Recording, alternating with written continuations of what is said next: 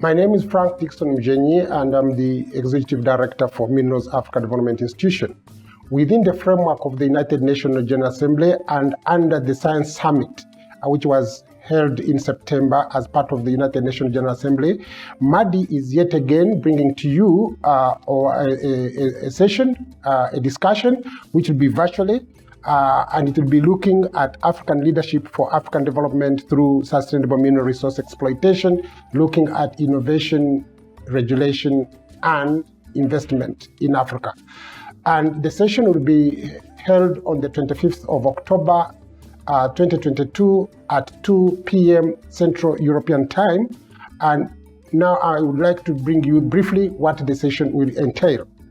God created two resources, natural and human, and these are supposed to live interdependently.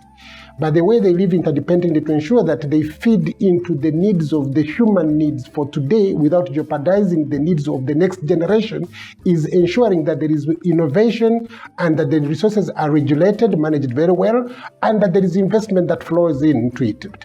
The investment could be technology, could be financial, could be capital, could be human time, could be anything you look at. But to do that, you need leadership. And Africa hasn't benefited from its resources from time immemorial. We know that the longest mining activity started in Africa almost 42,000 years ago, and it is at a place called Ngwenya in Eswatini, which is actually a UNESCO recognized activity. So in this regard, how do we then as Africa change the space, change the time, change the narrative, shift the paradigm, to ensure that now we can now benefit from these resources?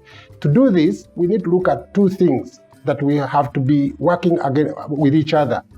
Our human resource, which is the youth. Africa is well endowed with the young people, and natural resources. Africa is well endowed with natural resources, mineral and others, forest, water, solid liquid, and gas. They are all in Africa. So we need to use these ones together to benefit Africa, to change the narrative, to change the mindset of the people. And to do this, this session will look at three areas. Innovation. From time immemorial, from Stone Age, Bronze Age, to where we are now, information, digital, quantum age, everything has been through innovation. How exploration was done to yesterday and 100 years ago is not how it's done today. You can use artificial intelligence to do exploration.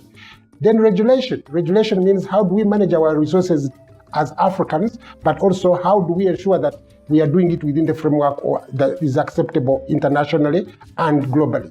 And thirdly, how do we get resources that can go in terms of investment, in terms of ensuring that we don't destroy the environment, for our climate. As the world goes into transition, we need to how to do this sustainably and attract responsible investments into this sector. To do this, we need leadership that is focused for African development. This is what this session is going to be discussing. What leadership do we need today to ensure that we have tomorrow's leadership that is looking at how Africa can benefit from its vast resources, human and natural? We need to invest in the young people. So how do we do this?